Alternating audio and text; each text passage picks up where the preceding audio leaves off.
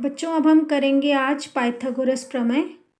Pythagoras प्रमेय आपकी दूसरी ऐसी प्रमेय है जिसके आने के चांसेस बोर्ड में बहुत ज़्यादा हैं।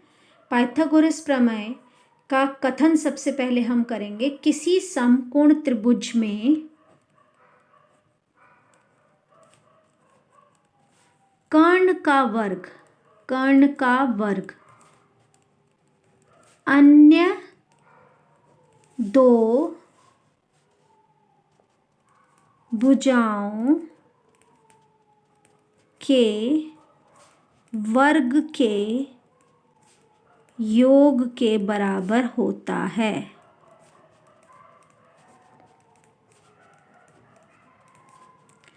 अब पहली बात आपको ये पता होनी चाहिए समकोण त्रिभुज होता क्या है। समकोण त्रिभुज वह त्रिभुज होता है जिसमें एक कोण 90 डिग्री का होता है। तो हमने ले लिया ABC एक त्रिभुज है जिसमें B जो है वो समकोण है। ठीक है, तो आपको दिया क्या हुआ है, यहाँ से हमें क्या मिल गया, दिया है एक समकोण त्रिभुज ABC, एक समकोण त्रिभुज ABC ये दिया हुआ है। सिद्ध करना है, सिद्ध करना क्या है बच्चों, सिद्ध करना है कर्ण का वर्ग अन्य दो भुजाओं के वर्ग के योग के बराबर होता है। हाँ, पहले जानिए कर्ण होता क्या है। जो समकोण होता है ना, जो 90 डिग्री का कोण होता है, उसके सामने वाली भुजा को कर्ण कहते हैं। तो कर्ण ये हो गया, अन्य दो भुजाएं ये हो गई। तो कर्ण का वर्ग, भुजा यानी कि AC, कर्ण का वर्ग यानी कि AC का वर्ग, वर्ग मतलब घात 2, बराबर है किसके, बराबर होगा किसके, अन्य दो भुजाओं के। अन्य दो भुजाएं हैं, एक AB और एक BC। अन्य दो भुजाओं के वर्ग के योग के, पहले वर्ग करोगे बाद में योग करोगे, वर्ग के योग के बराबर होता है। अब इसके लिए फिर से हमने पिछली बार भी कहा था कि रचना करनी पड़ती है हमें, तो रचना करेंगे हम। ये है हमारा B बिंदु, जहाँ से हमारा वो निकल रहा होगा, ये 90 डिग्री का कोण होगा। इसको मैं एक नाम दे देती हूँ इस पूरे कोण को। यहाँ से मैं एक लंब खींचूंगी इसके कर्ण पर, तो ये भी मेरा 90 हो गया और ये भी मेरा 90 हो गया। इसको मैंने दे दिया 2 नाम और इसको दे दिया 3, और ये जो बिंदु जहाँ ये कटा है इसको मैंने दे दिया D नेम, और ये है मेरा 4 और ये है मेरा 5। अब मैं इसी चित्र को अगले पेज पर फिर बनाऊंगी क्योंकि मेरा पेज खत्म होने जा रहा है। बस यहाँ पर मैं लिखूंगी BD लंब किस पर खींचा है, AC पर, तो BD लंब है AC पर। बस ये मैंने लिख दिया है। अब उपपत्ति में पीछे करूंगी तो यही वाला चित्र मैं दोबारा बनाऊंगी। ठीक है बच्चों, ठीक है। अब हमने ये दूसरी पेज ले लिया है, इस पर मैंने दोबारा से चित्र बना दिया है। अब सबसे पहले उपपत्ति करते समय हम क्या करेंगे बेटा, उपपत्ति करते समय हम एक छोटे, देखो आप ये त्रिभुज जो बड़े वाला त्रिभुज है ये 2 छोटे त्रिभुजों में विभाजित हो गया है। एक त्रिभुज है हमारा BDC और एक त्रिभुज है हमारा BDA। तो हमें क्या करना है, बड़े वाले त्रिभुज को छोटे वाले त्रिभुज के समरूप करना है। तो हम लिखेंगे त्रिभुज ABC तथा ये छोटे वाले त्रिभुज का नाम ले लेती हूं मैं, त्रिभुज BDC, त्रिभुज BDC, त्रिभुज BDC, ये छोटे वाला त्रिभुज। अब आप देखिए बच्चों, ABC में ये जो ABC त्रिभुज लिया है मैंने, इसमें B समकोण है ना, है ना, तो कोण 1 बराबर है। ये जो हमारा दूसरा त्रिभुज है BDC, इसमें समकोण बताओ कौन सा है, देख के बहुत ध्यान से बताएंगे। BDC में इस छोटे त्रिभुज में कौन सा समकोण है, इस वाले छोटे त्रिभुज में कौन सा समकोण है, हाँ सही बोला, कोण 2 जो है वो समकोण है। तो हम यहाँ पे लिखेंगे कोण 1 बराबर है कोण 2, दोनों ही क्या है, समकोण है, यानी कि 90 डिग्री के हैं। ठीक है, अब आप देखिए ABC में ये 4 आ रहा है और BDC में भी ये 4 आ रहा है। तो ये दोनों त्रिभुज में एक कॉमन एंगल है, उभयनिष्ठ है। तो हम लिखेंगे एंगल 4 बराबर है एंगल 4 उभयनिष्ठ। और हमें पता है कि जब दो कोण बराबर होते हैं तो त्रिभुज क्या हो जाते हैं, समरूप। त्रिभुज ABC समरूप, समरूपता के लिए ये चिन्ह लगाया जाता है त्रिभुज BDC के। तो ये क्या है, AA समरूपता नियम, AA समरूपता नियम।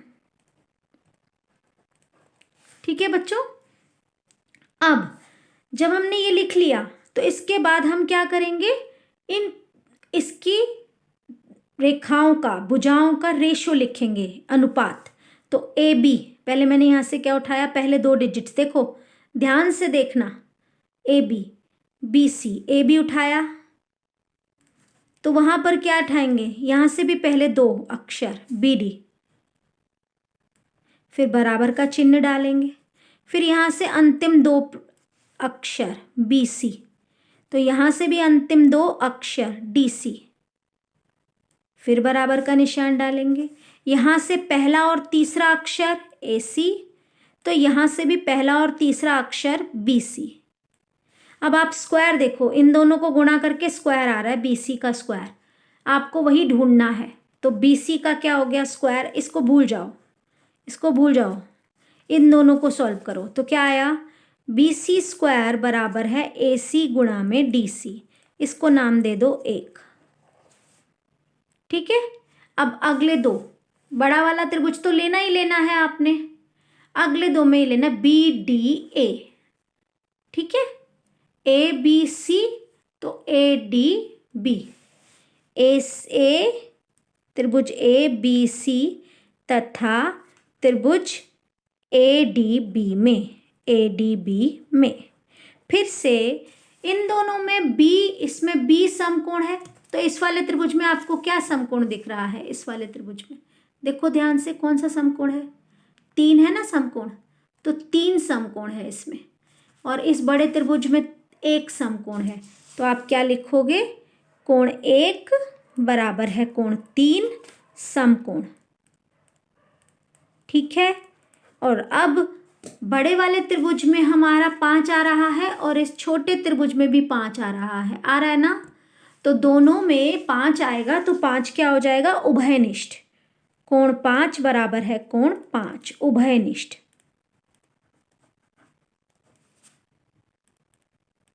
ठीक है। तो आपका क्या आ गया, त्रिभुज ABC समरूप है त्रिभुज ADB के।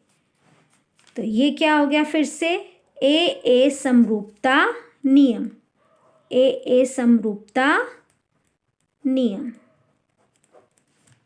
ठीक है। अब ये अगर आ गया है समरूपता नियम, तो अब फिर से वही करेंगे, पहले 2 अक्षर उठाओ AB, इधर से भी पहले 2 अक्षर उठाओ AD, फिर से यहाँ से अंतिम 2 अक्षर उठाओ BC, यहाँ से भी अंतिम 2 अक्षर उठाओ DB, यहाँ से पहला और तीसरा उठाओ AC, यहाँ से भी पहला और तीसरा उठाओ AB। अब स्क्वायर किन 2 को लेके आ रहा है, देखो AB गुणा AB, AB स्क्वायर बन रहा है ना, इसको अब भूल जाओ, इसको भूल जाओ, छोड़ देना इसको। AB स्क्वायर क्या आ जाएगा, AB स्क्वायर बराबर है AD गुणा AC। ये आपने वहाँ पे काटना नहीं है, कहीं इसको काट दो आप वहाँ पे, नहीं, ये आपको समझाने के लिए, इसे भूल जाओ, इसे छुपा देना। AB का स्क्वायर AD गुणा AC, AD गुणा AC। अब ये आ गई मेरी 2। अब मैं करूँगी 1 और 2 को योग करने पर, का योग करने पर। अब जब दोनों का योग करेंगे तो लेफ्ट हैंड साइड में जमा होगी। लेफ्ट हैंड साइड में क्या है, BC स्क्वायर, यहाँ पे क्या है AB स्क्वायर, तो हमारा हो जाएगा BC स्क्वायर जमा AC AB स्क्वायर, बराबर के नीचे बराबर आ गया। अब राइट हैंड साइड क्या है, AC गुणा DC, AC गुणा DC जमा, यहाँ पर राइट हैंड साइड क्या है, AD गुणा AC, AD गुणा AC। तो अब देख रहे हो आप, राइट हैंड साइड में AC AC दोनों में आ रहा है ना, तो AC बाहर ले लेती हूँ कॉमन, अंदर क्या बचा, यहाँ बचा DC, फिर जमा का निशान, यहाँ बचा AD। जरा देखो चित्र में AD और DC जमा होकर बनता क्या है, देखो जरा, AD ये रहा और DC ये रहा, इन दोनों को मिला दिया तो बनी क्या, ये पूरी भुजा बन गई AC। तो AD जमा DC क्या हुआ, AC। AC गुणा AC, AC गुणा AC क्या हो गया, AC स्क्वायर। उल्टी तरफ क्या था, BC स्क्वायर जमा AB स्क्वायर। बच्चों देखो यही तो सिद्ध करना था, देखें जरा, हाँ AC स्क्वायर बराबर है AB स्क्वायर जमा, वाह हो गया हमारा, तो यही तो हमें सिद्ध करना था। वाह, हमने तो कर दिया। और ऐसे ही आप भी पेपर में कर दोगे और आपके 5 में से 5 नंबर आ जाएंगे। ठीक है बच्चों, इसे ध्यान से सुनिएगा 2-3 बार और इसे ज़रूर करिएगा। ठीक है, ओके बाय।